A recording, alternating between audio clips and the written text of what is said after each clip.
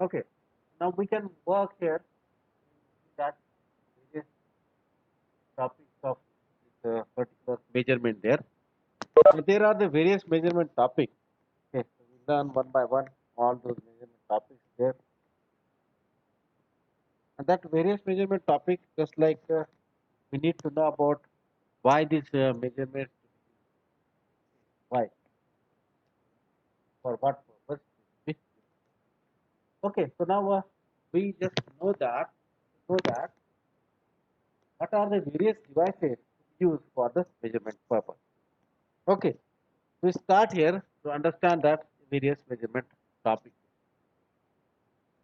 Let's start to learn that various measurement components. What are the various measurement components that we learn first, and then we go through the measurement. Microwave measurement. So we learn a microwave measurement here. For the microwave measurement, we should know that what are the various building blocks we require. Okay. What are the blocks?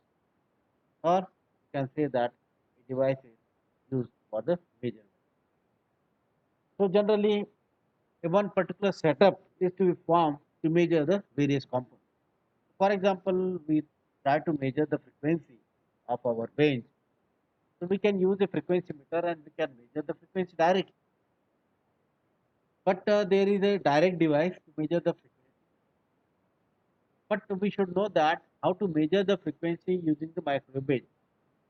For that purpose, to measure the microwave frequency, we should use a slotted section with a probe carriage. So then how this slotted section with the probe carriage works?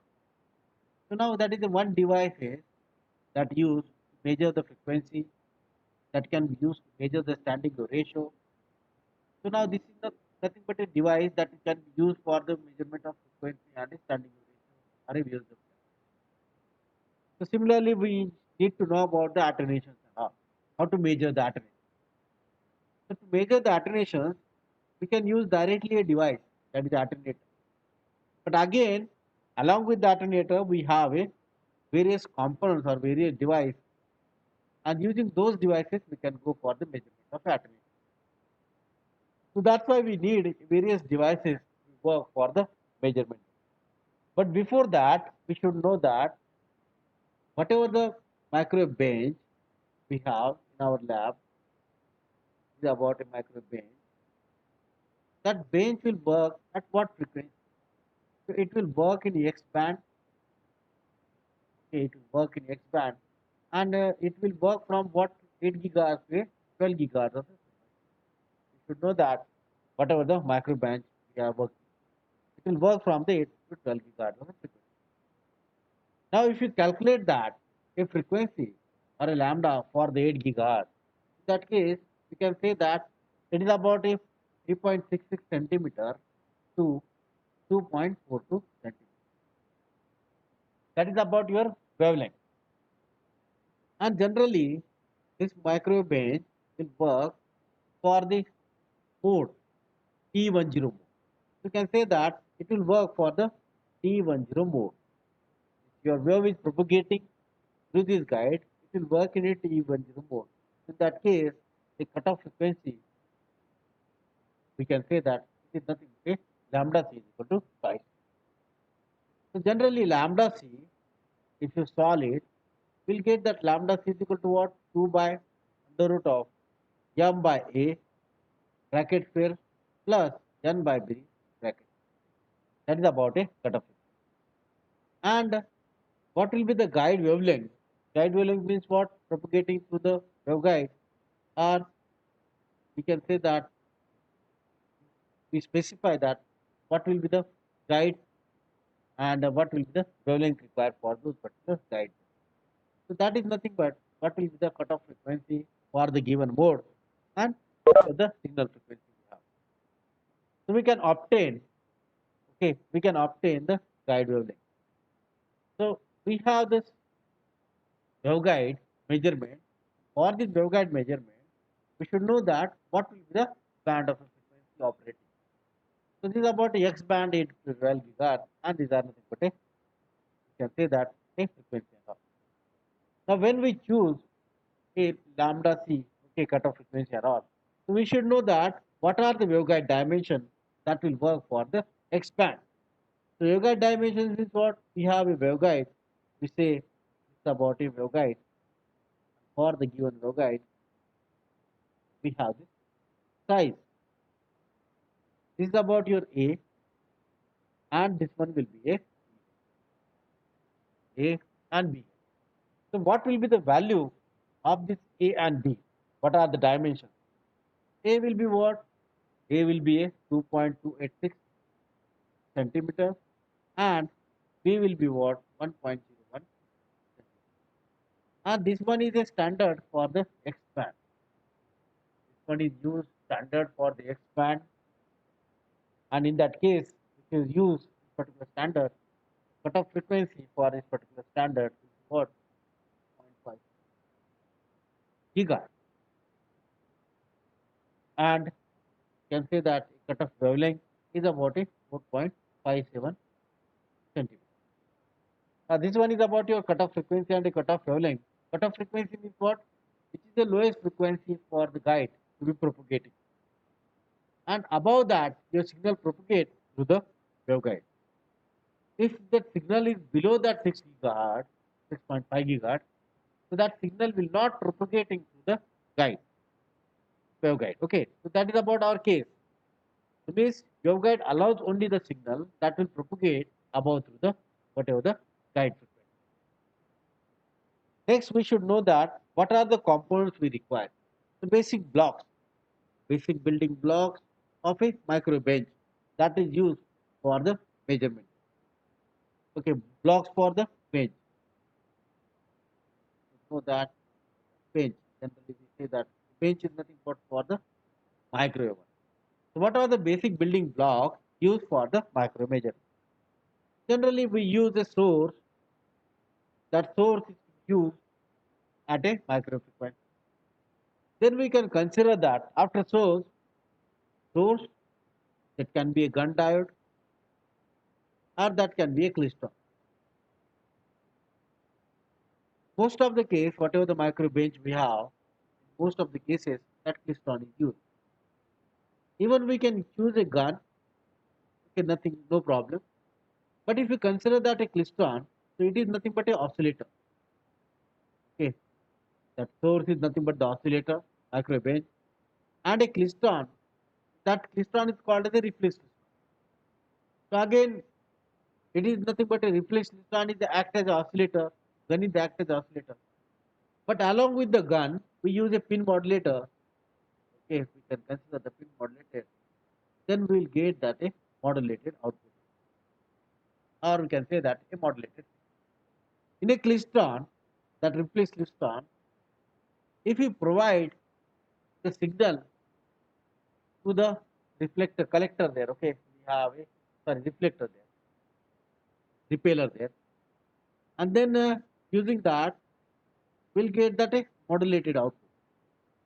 In both the cases, we use a modulated output. So, if your source providing the modulated signal, then what happens at the detector? If we use a detector at the end, if you use a detector, and that detector output, if you connect it to the CRO, we'll get that whatever the modulating signal we are propagating through the source. So demodulated output we can see. Demodulated means what? What is the signal we are propagating? That will be available on the CRO. Instead of a detector, we can use a standing wave detector. Okay, so that standing wave detector we can use for the measurement of a VSWR, or that can be used for the measurement of phase, measurement of wavelength, okay, measurement of frequency and all. But we consider here a basic block of this micro bench. One we require that the body source. After source, immediately we need to be used the isolator. That isolator is used to prevent the oscillation. Okay, isolator is used to prevent the oscillation. Prevent the oscillation is what if supposed to be we can provide a signal to the source and after that source isolator is not used. But due to the issue occur, okay, due to the issue occur at the due to the issue occur, and in the case of receiver or reflector, so if that reflector is not matched properly, or we can say that the termination is not matched properly, then reflection occurs.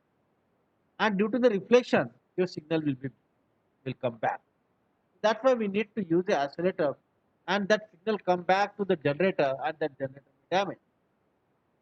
Means oscillation takes place inside the particular bench. We can say that prevent the noise or prevent the oscillation, or we can say that to prevent the standing wave. We can use this isolator so that it will not damage our source, or due to that oscillation source will not be damaged. So we can consider that isolator here after immediately after the source. Then we consider that in a complete bench we use a alternator. So there are the various types of alternator we can use.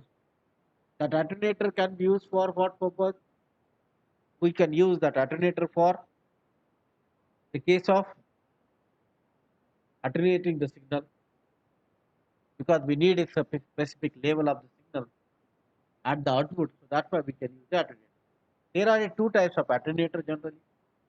One is about a variable type, you can vary the alternation, and another is about a fixed type of alternator. So we can use a variable alternator or a fixed alternator. So most of the cases, variable alternators are used. So we can use variable alternator in the microwave bench. Then we should know that what frequency is propagating through the signal, that particular bench modulated signal. Okay. So we use a wave meter, or we can consider that, or we can say that a frequency meter. We can consider that wave meter, or we can say that the frequency meter. So there are the frequency meter types, two types, direct type and indirect type. So in a direct type frequency meter, we will get the directly value of a frequency what propagating through the microwave band. In a indirect type, we get that reading in terms of a micrometer, and using the table or a chart, we can directly. Nowadays, the digital micrometers are available. We can provide whatever the frequency propagating through the signal. But if we consider that the accuracy point of view, a direct type or indirect type micrometer work. Okay, don't use the digital meter. So this frequency meter works for the 8 to 12 gigahertz. So it inside that frequency meter there is a cavity. So that cavity, if you consider that the waveguide here, so we can consider the frequency meter. This is about our waveguide.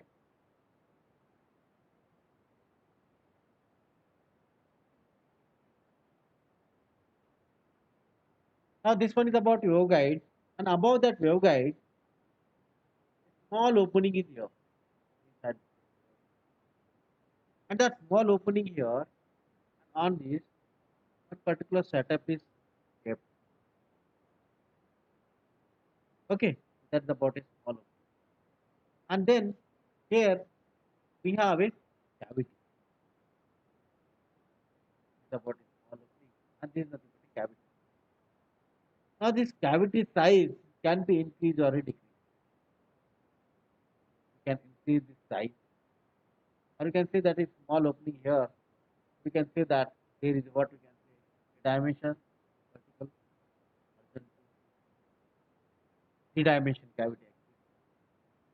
We'll get that three dimensions here. Okay, again another one.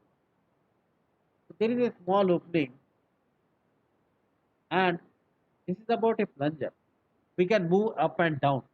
When we move up and down, this size is decreased. Dimension. So means dimension of a slide size, that cavity is changing. If the dimension changes, the cavity resonating frequency changes. And when we propagating some signal, that's about a signal frequency, some signal. And a cavity, it has the resonating frequency.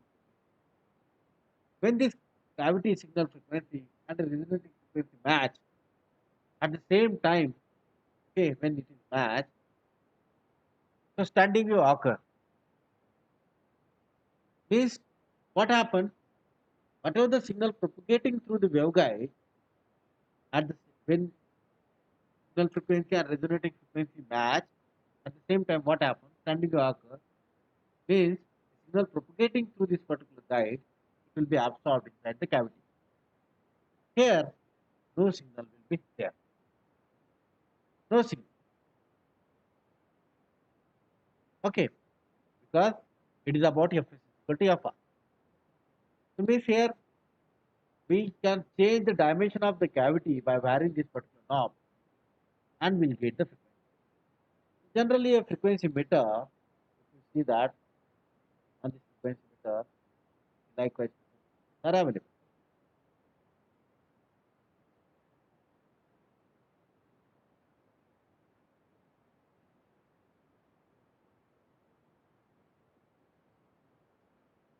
Now on this frequency meter, there is a scale. Various. Now you people have seen in a lab frequency meter, there are the various. And then on this particular various scale, one red line is there. Red line is there. And in between that but that scale, these are nothing but the scale. All these are scale. That scale is given in the card. Okay, these are nothing but the whatever the readings. Okay, these are and then one particular line when we are rotating this particular piston, this scale and this will be in between this two line and this red line coincides at this particular point, and that is nothing but a frequency. So if you see the practical, okay, so we are able to measure the at this particular point there will be a frequency. So the frequency we are getting directly, okay, frequency we are getting directly this particular measurement. Now frequency we are getting here because we are rotating it is clockwise or anti-clockwise. We are rotating.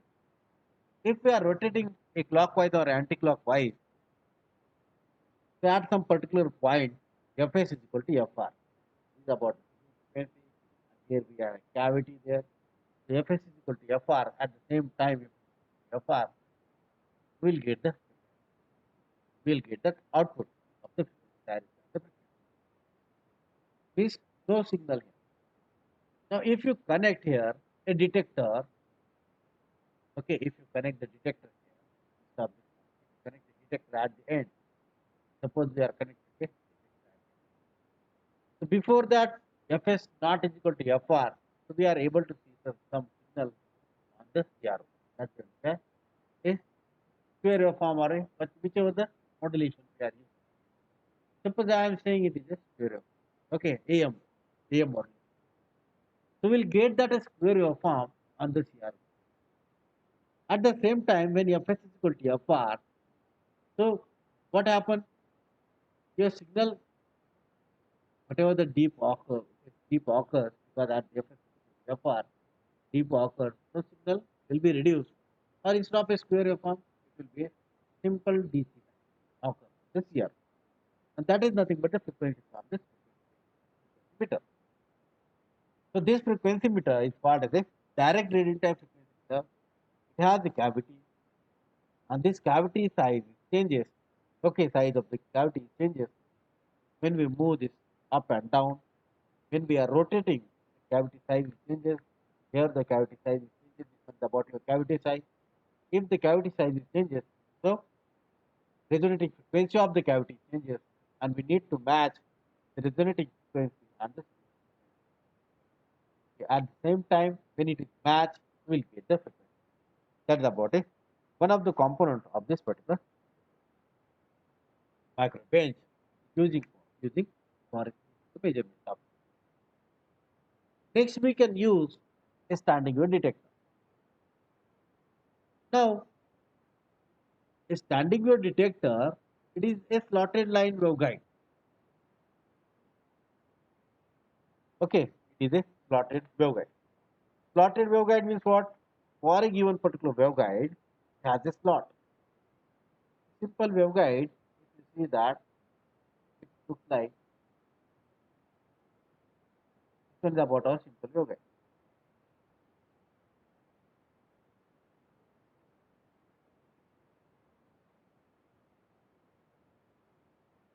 Okay, this is about our waveguide. Now, on this particular waveguide, there is a slot. There is a slot on this particular waveguide. Now, because of the slot present on the waveguide, okay, so this is act as a slotted section waveguide. Now, on this slot, one tunable probe is connected, and that probe is inserted to this slot. And here is a connector, and we have a tuning plunger here. You can increase or decrease the depth of whatever the you can say that probe we have. And then it's about a connector, and we can connect this. Here we have a detector. Then after that we have a connector, PNC connector here, and that can be connected to the meter. Now the probe inserted through this particular slot, it reads the signal because your X bench that will work for the T10 mode. That's why we can use a slotted section waveguide for our practical purpose. If it is not a T10 mode propagating through the guide, if it is a T20 mode, then single slot will not work. If it is a T10 mode, is propagating through the waveguide, so that's why we use a single slotted section. That's why this slotted section is used for the T10 mode. So it has a tunable probe. We can tune that. That's why we can say that's about a tunable probe here. And we can move this slot, sorry, we can move this tunable probe toward the load, or we can say that we can move that probe toward the generator, toward the load or toward generator. And on this part, whatever the slot sizes we have, there is small scale. One can see that vernier scale here. Scale. And according to that, we can find out, okay, we can find out what values, okay, we can find out what what will be the length of this particular tunable probe where we are detecting that maxima and minima while moving toward the load or toward generator. And that maxima and minima is used for the measurement of the frequency or measurement of the guide wave. So we can use this slotted section probe carriage. This is stand and all connected. Likewise. Like, and then when we are moving this particular probe, okay, when we are moving this particular probe, we are rotating likewise. When we are rotating, we will get some values at some place. We can move toward the load or toward generator. We try to measure from the toward the load or toward the generator and find out the maximum and minimum. So if you connect to the VSWR meter, deflection shows more, so there will be a minima. If deflection shows minimum, there will be a maximum. So we can find out the voltage maxima and minima using this particular standing wave ratio. Or we will get directly whatever the VSWR occur. Okay, what will be the VSWR for the given particular position. Okay, we can find out. So this standing wave detector used for the measurement of a standing wave ratio. Now this standing wave ratio, there is a tunable probe. We can increase or decrease length of this particular probe there, so that we'll get that maximum output. Okay, maximum detection, or you can say that a maximum signal occur at that particular point. So we can use this particular scale, and this is about a vernier scale to measure the whatever the signal present there. Okay, so that's about your standing wave detector. Then a we can consider that standing wave detector, it is about a slot. Slot will be present at the center of a waveguide. Slot is present at the center of a waveguide because it's propagating a T10 mode of a signal. Okay, so that's why at the center of the waveguide there will be a that slot is present. And this is about a slotted section. That name is called as a slotted section with a probe carriage. This one is a probe, and here is the connectivity for this particular probe and everything. Okay, that is connected on this particular given slot there, and that slot it is moving. Okay, from toward load or toward the generator. We can decrease, we can move the probe. Okay, we can move this toward the load or toward the generator there, and we can measure the whatever the VSWR is. Next block of this micro measurement we can consider as about a VSWR meter. So there are the types of measurement of a VSWR. We can consider the low VSWR or a high VSWR measurement. So now we can consider this VSWR meter. Okay, at the time of the whatever the VSWR measurement there, so we can consider that a low VSWR measurement and a high VSWR measurement. So there are types available, that is about direct digital type VSWR meter or analog one. So digital type VSWR measurement not give you accurate reading. If you use the analog meter, it will provide you the accurate reading. So there on the VSWR meter, there are the various reading scales. If you see that, I'll show you at the time. Okay, that VSWR meter. Then another block. Okay, that's about it. Waveguide detector. Waveguide detector diode is present in a waveguide. Remodulation of signal takes place, and we'll get that signal. We can see the signal on the CR there. That's why you can see that the body waveguide detector. And we use a slide flute. Again, you can see that slide flute tuner. And that slide flute tuner is used for the measurement of the impedance or need to create the impedance maximum for the VSWR measurement. If means what? Slide flute tuner means what? On the given waveguide, there is a small depth, small conducting or small wire is there inserted inside the waveguide. And if that length, whatever the length is there, if that length d is less than lambda by 4, then it will be a capacitor. If it is greater than d is greater than the lambda by 4, it will be a inductive.